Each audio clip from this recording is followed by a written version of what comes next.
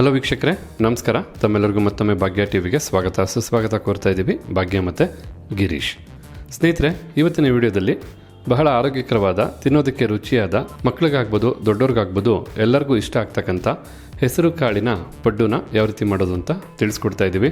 ಖಂಡಿತ ತುಂಬ ಸೊಗಸಾದಂಥ ರೆಸಿಪಿ ಇದು. ವಿಡಿಯೋ ಕೊನೆವರೆಗೂ ನೋಡಿ. ಈ ಒಂದು ಪಡ್ಡು ಮಾಡೋದಕ್ಕೆ ಏನೆಲ್ಲ ಪದಾರ್ಥಗಳು ಬೇಕು, ಹಾಗೆ ತಯಾರು ಮಾಡ್ತಕ್ಕಂಥ ಸುಲಭ ವಿಧಾನ ಹೇಗೆ ಅಂತ ನೀವು ಸಹ ತಿಳಿಬೋದು, ಕಲಿಬೋದು. ಈಗ ಹೆಸರು ಕಾಳಿನ ಪಡ್ಡುನ ಸಿದ್ಧ ಮಾಡೋದಕ್ಕೋಸ್ಕರ ಮೊದಲಿಗೆ ಒಂದು ಬಟ್ಲನ್ನ ತೊಗೊಂಡಿದ್ದೀವಿ. ಬಟ್ಲಿಗೆ 3/4 ಕಪ್ ಅಳತೆಯ ಹೆಸರು ಕಾಳನ್ನು ಹಾಕೋಬೇಕಾಗತ್ತೆ. ಜೊತೆಗೇ 1/4 ಕಪ್ ಅಳತೆಯ ಉದ್ದಿನಬೇಳೆನೂ ಸಹ ಹಾಕಿ ಈಗ ಹೆಸರು ಕಾಳು ಮತ್ತು ಉದ್ದಿನಬೇಳೆನ ನೀಟಾಗಿ 1ರಿಂದ 2 ಬಾರಿ ತೊಳಿಬೇಕಾಗತ್ತೆ.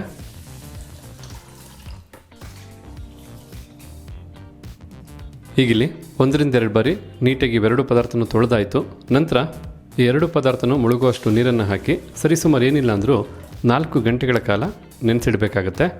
ಖಂಡಿತ ಈ ರೀತಿಯಾದಂಥ ಪಡ್ಡು ರೆಸಿಪಿನ ಇಲ್ಲ ಬೆಳಗಿನ ಉಪಹಾರಕ್ಕೆ ಮಾಡ್ತಾರೆ ಅಥವಾ ನೈಟು ಡಿನ್ನರ್ಗೆ ಮಾಡ್ಕೊಳ್ತಾರೆ. ನೀವೇನಾದ್ರು ಬೆಳಗ್ಗೆ ಟಿಫನ್ಗೆ ಮಾಡೋದಾದರೆ ನೈಟೇ ನೆನೆಸಿಡ್ಬೋದು. ನೈಟ್ ಏನಾದ್ರು ಡಿನ್ನರ್ಗೆ ಮಾಡ್ಕೊಳ್ತೀರಾ ಅಂದರೆ ಬೆಳಗ್ಗೆ ಹೊತ್ತು ನೆನೆಸಿಡ್ಬೋದು. ಒಟ್ಟಾರೆಯಾಗಿ ಹೇಳ್ಬೇಕಂದ್ರೆ 4 ಗಂಟೆಗಳ ಕಾಲ ಮಿನಿಮಮ್ ಇದೆಲ್ಲ ನೀರಲ್ಲಿ ನೆನೆಯಬೇಕಾಗತ್ತೆ. ಈಗ ತಾವಿಲ್ಲಿ ನೋಡ್ತಾ ಇರ್ಬೋದು, ಸರಿಸುಮಾರು 4 ಗಂಟೆಗೂ ಹೆಚ್ಚಿನ ಟೈಮು ಇದನ್ನೆಲ್ಲ ನೀರಲ್ಲಿ ನೆನೆಸಿರ್ತಕ್ಕಂಥದ್ದು. ನೆಂದಂಥ ಹೆಸರು ಕಾಳು ಮತ್ತು ಉದ್ದಿನಬೇಳೆ ನೋಡ್ತಾ ಇರ್ಬೋದು, ಈ ಒಂದು ಅದಕ್ಕೆ ಚೆನ್ನಾಗಿ ಹುಬ್ಬಿದೆ. ಈ ರೀತಿ ಬೇಳೆಕಾಳನ್ನು 4 ಗಂಟೆಗಳ ಕಾಲ ನೆನೆಸಾದ ನಂತರ ಮತ್ತೆ ಒಮ್ಮೆ ನೀಟಾಗಿ ತೊಳ್ಕೋಬೇಕಾಗತ್ತೆ. ತೊಳೆದಾದ ನಂತರ ಪಡ್ಡು ಮಾಡೋದಕ್ಕೆ ಯಾವುದು ಅದಕ್ಕೆ ಬೇಕೋ ಅದಕ್ಕೆ ರುಬ್ಕೊಬೇಕು. ಈಗ ಇಲ್ಲಿ ನೋಡ್ತಾ ಇರ್ಬೋದು, 1ರಿಂದ 2 ಬಾರಿ ಮತ್ತೆ ನೀಟಾಗಿ ತೊಳೆದಾಯಿತು. ಈಗ ಒಂದು ಮಿಕ್ಸಿ ಜಾರ್ಗೆ ಹಾಕಿ ನುಣ್ಣಿಗೆ ರುಬ್ಕೊಬೇಕಾಗತ್ತೆ. ನೀರೇನಾದ್ರು ಇದ್ದರೆ ಸೋರಿಸಿ ತದನಂತರ ಮಿಕ್ಸಿ ಜಾರ್ಗೆ ಹಾಕ್ಕೋಬೇಕು.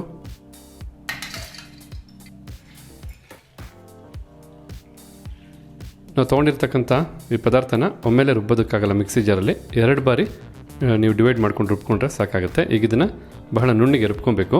ಒಮ್ಮೆಗೆ ರುಬ್ಬೋದಕ್ಕೆ ಎಷ್ಟು ಬೇಕೋ ಅಷ್ಟು ಕಾಳನ್ನು ಹಾಕಾದ ನಂತರ ನಾವಿಲ್ಲಿ ಸರಿಸುಮಾರು 4ರಿಂದ 5 ಹಸಿಮೆಣಸಿನಕಾಯಿನ ಹಾಕ್ಕೊಳ್ತಾ ಇರ್ತಕ್ಕಂಥದ್ದು. ಖಾರ ತಮ್ಮ ಇಚ್ಛಾನುಸಾರ ಬಳಸ್ಬೋದು.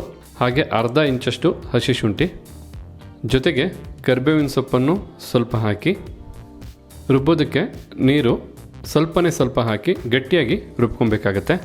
ಈಗ ಇಲ್ಲಿ ನೋಡ್ತಾ ಇರ್ಬೋದು, ರುಬ್ಬಿದಂಥ ಹಿಟ್ಟನ್ನು ಈ ಒಂದು ಹದಕ್ಕೆ ರುಬ್ಬಿ ಬಟ್ಲಿಗೆ ಹಾಕ್ತಾ ಇರ್ತಕ್ಕಂಥದ್ದು. ಇನ್ನು ಉಳಿದಂಥ ಕಾಳನ್ನು ಸಹ ಇದೇ ರೀತಿಯಾಗಿ ರುಬ್ಕೊಬೇಕಾಗತ್ತೆ.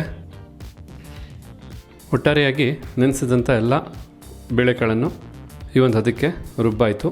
ಈಗ 2 ಬಾರಿ ಹಿಟ್ಟನ್ನು ರುಬ್ಬಿ ಬಟ್ಲಿಗೆ ಹಾಕಿರೋದ್ರಿಂದ ಚೆನ್ನಾಗಿ ಮಿಕ್ಸ್ ಮಾಡ್ಕೋಬೇಕು. ಅದಕ್ಕೂ ಮೊದಲು ಈ ರೀತಿ ಬಹಳ ಚಿಕ್ಕದಾಗಿ ಕಟ್ ಮಾಡಿದಂಥ 2 ಈರುಳ್ಳಿಗಳನ್ನ ಹಾಕಿ, ಹಾಗೆ ಒಂದು ತುರಿದಂಥ ಕ್ಯಾರೆಟ್, ಜೊತೆಗೆ ಸ್ವಲ್ಪ ಕೊತ್ತಂಬರಿ ಸೊಪ್ಪನ್ನು ಸಹ ಹಾಕಿ, ಕೊತ್ತಂಬರಿ ಸೊಪ್ಪನ್ನು ಸಹ ಬಹಳ ಚಿಕ್ಕದಾಗಿ ಕಟ್ ಮಾಡಿ ಹಾಕ್ಕೊಳ್ತಾ ಇರ್ತಕ್ಕಂಥದ್ದಿಲ್ಲಿ.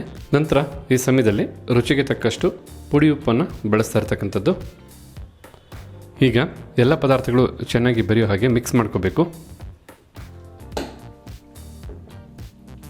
ಖಂಡಿತ ಈ ಒಂದು ಹೆಸರು ಕಾಳಿನ ಪಡ್ಡು ಎಷ್ಟು ಅದ್ಭುತವಾದ ರುಚಿ ಇರುತ್ತೆ ಅಂದರೆ, ಒಂದು ತಿಂತಾಯಿದ್ರೆ ಮತ್ತೊಂದು ತಿನ್ನಬೇಕು, ಮತ್ತೊಂದು ತಿಂತಾಯಿದ್ರೆ ಇನ್ನೊಂದು ತಿನ್ನಬೇಕು ಅಂತ ಆಸೆ ಆಗುತ್ತೆ. ಅಷ್ಟು ರುಚಿನ ತಂದು ಕೊಡುತ್ತೆ. ಈಗ ಇಲ್ಲಿ ಎಲ್ಲ ಪದಾರ್ಥಗಳು ಮಿಕ್ಸ್ ಆಯಿತು ನೋಡಿ. ಈ ಒಂದು ಅದಕ್ಕೆ ಗಟ್ಟಿಯಾಗಿದೆ. ಮಿಕ್ಸ್ ಮಾಡಿದ ನಂತರ ಖಂಡಿತ ಈರುಳ್ಳಿ ಕ್ಯಾರೆಟ್ನೆಲ್ಲ ಹಾಕಿರೋದ್ರಿಂದ ಗಟ್ಟಿನೇ ಇರುತ್ತೆ.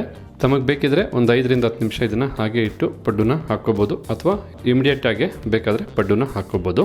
ಬನ್ನಿ, ಆಗಿದ್ರೆ ಪಡ್ಡುನ ಸಿದ್ಧ ಮಾಡಿ ನೋಡೋಣ ಯಾವ ರೀತಿಯಾಗಿ ಔಟ್ಪುಟ್ ಬರುತ್ತೆ ಅಂತ. ಪಡ್ಡುನ ಸಿದ್ಧ ಮಾಡೋದಕ್ಕೋಸ್ಕರ ಪಡ್ಡು ತವನ ಬಿಸಿ ಮಾಡ್ಕೊಳ್ತಾ ಇದ್ದೇವೆ. ಬಿಸಿಯಾದಂಥ ತವಕ್ಕೆ ಮೊದಲಿಗೆ ಎಣ್ಣೆನ ಹಾಕ್ಕೋಬೇಕಾಗತ್ತೆ. ಈ ಪಡ್ಡುಗೆ ಎಲ್ಲ ಪದಾರ್ಥಗಳು ಎಷ್ಟು ರುಚಿ ಕೊಡುತ್ತೋ ಎಣ್ಣೆನೂ ಸಹ ಅಷ್ಟೇ ರುಚಿ ಕೊಡುತ್ತೆ. ಪಡ್ಡು ಚೆನ್ನಾಗಿ ಬೇಯೋದಕ್ಕೆ ಹೆಲ್ಪ್ ಮಾಡುತ್ತೆ. ನಾವಿಲ್ಲಿ ಪಡ್ಡುನ ಬೇಯಿಸೋದಕ್ಕೋಸ್ಕರ ಸನ್ಪ್ಯೂರ್ ಅವರ ಫಿಸಿಕಲಿ ರಿಫೈನ್ಡ್ ಸನ್ಫ್ಲವರ್ ಆಯಿಲನ್ನು ಬಳಸ್ತಾ ಇರ್ತಕ್ಕಂಥದ್ದು. ಯಾಕೆಂದರೆ ಈ ಎಣ್ಣೆಯಲ್ಲಿ ರಿಚ್ ಆಗಿರ್ತಕ್ಕಂಥ ವಿಟಮಿನ್ಸ್ ADE ಹೇರಳವಾಗಿರುತ್ತೆ. ಹಾಗೆ ಯಾವುದೇ ರೀತಿಯಾದಂಥ ಕೆಮಿಕಲ್ಸ್ ಇರೋದಿಲ್ಲ, ಜೊತೆಗೆ ಕೊಲೆಸ್ಟ್ರಾಲ್ ಇರೋದಿಲ್ಲ. 100% ಪ್ಯೂರಿಟಿ ಆದಂಥ ಎಣ್ಣೆ. ಎಲ್ಲದಕ್ಕಿಂತ ಹೆಚ್ಚಾಗಿ ಭಾರತದ ಏಕಮಾತ್ರ ಪೇಟೆಂಟೆಡ್ ಟೆಕ್ನಾಲಜಿನ ಒಳಗೊಂಡು ತಯಾರು ಮಾಡಿದಂಥ ಎಣ್ಣೆ ಇದು. ಈ ಎಲ್ಲ ಕಾರಣಕ್ಕೆ ನಾವು ಸನ್ಪ್ಯೂರ್ ಅವರ ಫಿಸಿಕಲಿ ರಿಫೈನ್ಡ್ ಸನ್ಫ್ಲವರ್ ಆಯಿಲನ್ನು ಬಳಸ್ತಾ ಇರ್ತಕ್ಕಂಥದ್ದು. ಈಗಿಲ್ಲಿ ಎಣ್ಣೆ ಮತ್ತು ಪಡ್ಡು ಪ್ಯಾನ್ ಎರಡೂ ಸಹ ಬಿಸಿಯಾಗಿದೆ. ಬನ್ನಿ ಈಗ ಹಿಟ್ಟನ್ನು ಹಾಕ್ಕೊಳ್ಳೋಣ. ಈ ಸಮಯದಲ್ಲಿ ನೋಡಿ, ಈ ರೀತಿಯಾಗಿ ಒಂದು ಚಿಕ್ಕ ಸೌಟಿನ ಸಹಾಯದಿಂದ ಕಂಪ್ಲೀಟಾಗಿ ಪಡ್ಡುಗಳನ್ನ ಹಾಕೋಬೇಕಾಗತ್ತೆ. ಒಟ್ಟಾರೆಯಾಗಿ ನಾವಿಲ್ಲಿ ಒಮ್ಮೆಗೆ ಈ ಒಂದು ಪಡ್ಡು ತವದಲ್ಲಿ 7 ಪಡ್ಡುಗಳನ್ನ ಸಿದ್ಧ ಮಾಡ್ಕೋಬೋದು.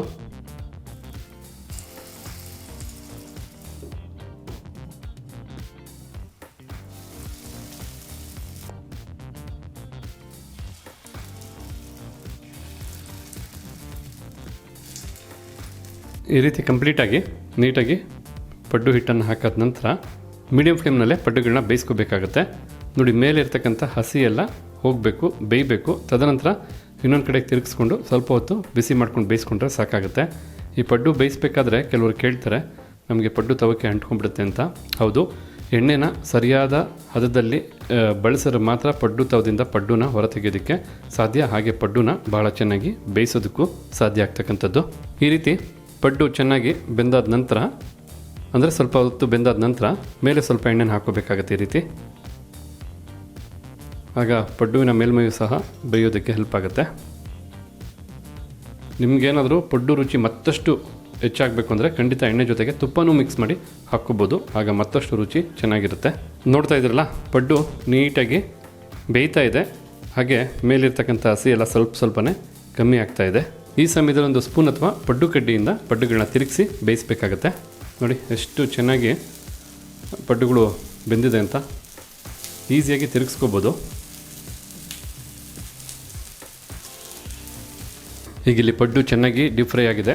ಎಲ್ಲನೂ ಹೊರತೆಗೆಯೋಣ. ಈಗ ಪಡ್ಡು ಕಡ್ಡಿ ಇದ್ದರೆ ನಿಮಗೆ ಪಡ್ಡು ಮಾಡ್ಕೊಳ್ಳೋದಕ್ಕೆ, ಪಡ್ಡು ಒಂದು ಕಡೆ ತಿರುಗಿಸ್ಕೊಳ್ಳೋದಕ್ಕೆ ಬಹಳ ಹೆಲ್ಪ್ ಆಗುತ್ತೆ. ಹಾಗೆ ಪಡ್ಡುನ ಹೊರತೆಗೆಯೋದಕ್ಕೂ ಸಹ ಬಹಳ ಹೆಲ್ಪ್ ಆಗುತ್ತೆ ಪಡ್ಡು ಕಡ್ಡಿ. ಈಗ ಇಲ್ಲಿ ಪಡ್ಡುಗಳು ಸಿದ್ಧವಾದ ನಂತರ ನೋಡ್ತಾ ಇದ್ರಲ್ಲ ಎಷ್ಟು ಚೆನ್ನಾಗಿದೆ ಅಂತ. ಖಂಡಿತ ಬಹಳ ಸೂಪರ್ ಆದಂಥ ರೆಸಿಪಿ ಇದು. ಬಾಯಿ ಚಪ್ಪರಿಸಿ ತಿನ್ನೋಂಥ ಪಡ್ಡು ಇದು. ಯಾಕೆ ಅಂತ ಹೇಳ್ತೀರಾ, ಈ ಪಡ್ಡುನ ಹಾಗೆ ತಿಂದರೆ ಆನಂದ ಆಗುತ್ತೆ, ಚಟ್ನಿ ಜೊತೆ ತಿಂದರೆ ಪರಮಾನಂದ ಆಗುತ್ತೆ. ಅಷ್ಟಂತೂ 100 ಅಂದರೆ 100% ಗ್ಯಾರಂಟಿ ಕೊಡ್ತೀನಿ. ಅಷ್ಟು ಸೊಗಸಾದ ರೆಸಿಪಿ ಇದು. ಒಮ್ಮೆ ಮಾಡಿ ನೋಡಿ, ಮನೆ ಮಂದಿ ಎಲ್ಲ ನಿಮ್ಮನ್ನು ಹೊಗಳಿಲ್ಲ ಅಂದರೆ ಆಗ ಕೇಳಿ. ಹಾಗಿದ್ರೆ ನೋಡ್ಕೊಂಡ್ರಲ್ಲ ವೀಕ್ಷಕರೇ, ಯಾವ ರೀತಿಯಾಗಿ ಹೆಸರು ಕಾಳನ್ನು ಉಪಯೋಗಿಸಿ ಪಡ್ಡುನ ತಯಾರು ಮಾಡೋದು ಅಂತ.